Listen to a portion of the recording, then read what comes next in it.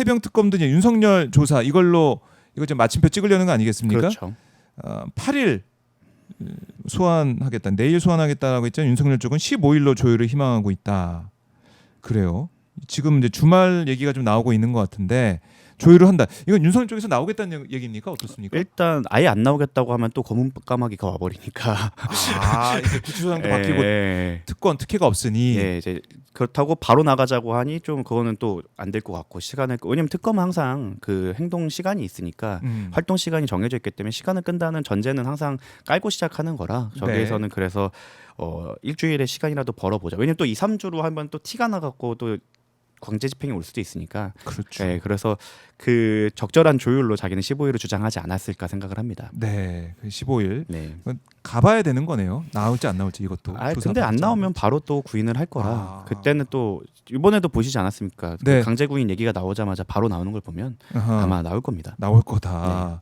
그래 오늘 윤석열 또 재판에 계속 나오고 있는 상황이고 주말로 부르는 이유는 있습니까? 근데 이게 이거는 또 8일, 15일 특검 차원에서는 예. 약간 당근과 채찍 중에 당근이다.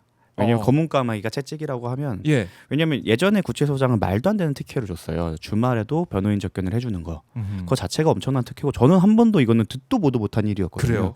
야간 접견, 주말 접견은 정말 긴급하게 막 구속 막 이런 거 치더라도 진짜 아예 열어주질 않았고 정말 주말에 접견이 가능한 경우에는 막 아기가 있어서 막 이런 거에서 가족 접견 이런 거는 일부 가능한 적이 있었다고 들었는데 그런 걸 말고 변호인이 주말까지 풀타임으로 붙어 있는다. 이건 말이 안 되는 일이거든요. 근데 이제 그런 특혜가 없어졌다고 보니까 게다가 독방이지 않습니까? 그럼 주말 내내 혼자 있어야 됩니다. 아무도 못 만나고 제가 누누이 말씀드렸죠. 그게 생각보다 말 좋아하는 사람들한테는 큰 고문일 수 있다.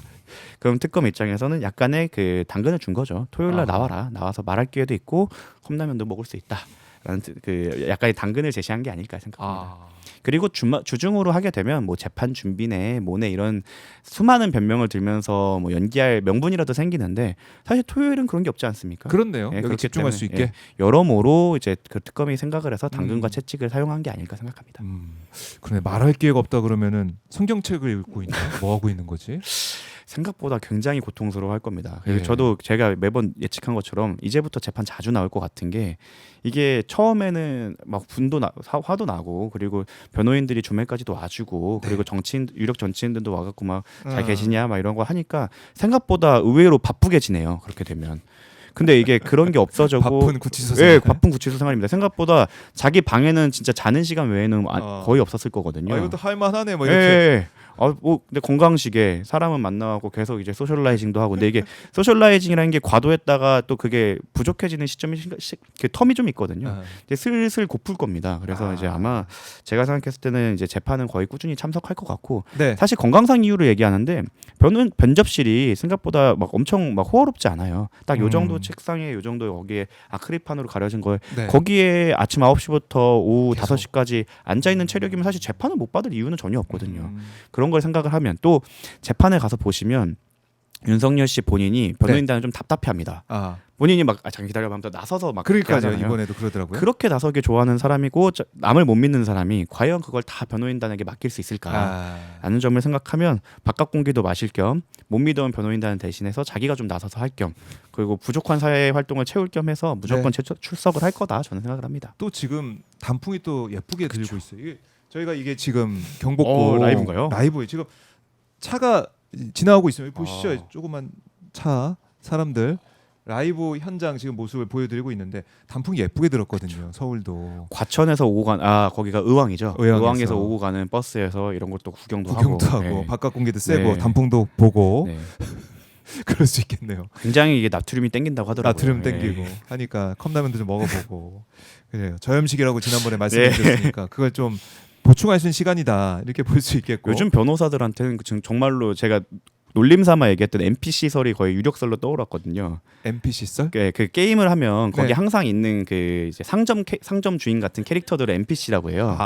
근데 항상 구치소에 가면 그 1번 방에부터 3번 방을 비워놓고 거기에 항상 윤석열 씨가 거의 고정값으로 있었기 때문에 저기 NPC다. 저 클릭하면 반갑구는 거잖아요. 또 왔구나. 막 이런 거 할 정도로. 예. 말 정해진 말만 계속 예, 정해지만 하는 것처럼 그런 느낌이었는데 이제 슬슬 이제 그것도 지겹기 때문에 아마 나올 거다. 나올 생각합니다. 거다. 예. 그래요.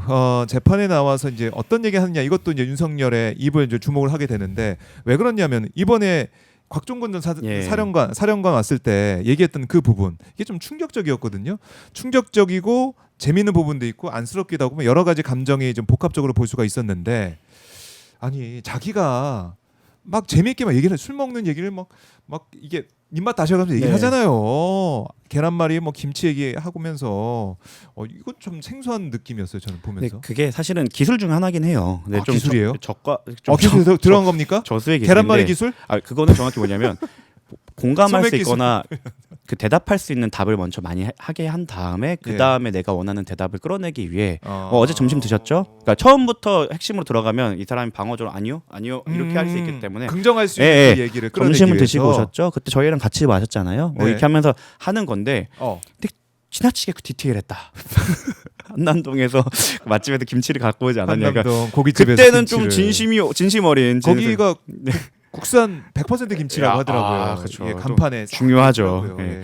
근데 문제는 뭐냐면 사실 증인신문의 기술은 예. 상대방이 최소한 중립적인 대답을 할 수 있는 것을 끌어내는 게 사실 변호인의 기술입니다. 특히 적대적 증인한테는 단언적으로 아니오라는 말을 듣게 되거나 네. 반박이 나오지 않게 하는 게 사실 변호인의 기술이에요. 지난번에도 막 여기 여러 군데에서 설명을 드렸는데 곽종근 사령관한테는 그렇게 명시적으로 질문하면 안 되죠. 분명히 나한테 적대적인 거를 이미 헌법재판소에서 확인을 했다면 그렇죠. 사상자가 있었습니까? 그 혹시 뭐 민간인을 해야라는 명령이 있었습니까?